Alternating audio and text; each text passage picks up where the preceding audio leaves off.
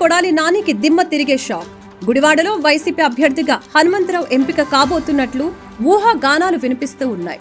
హనుమంతరావుకు శుభాకాంక్షలు అంటూ రోడ్డు మీద పెద్ద పెద్ద బ్యానర్లు.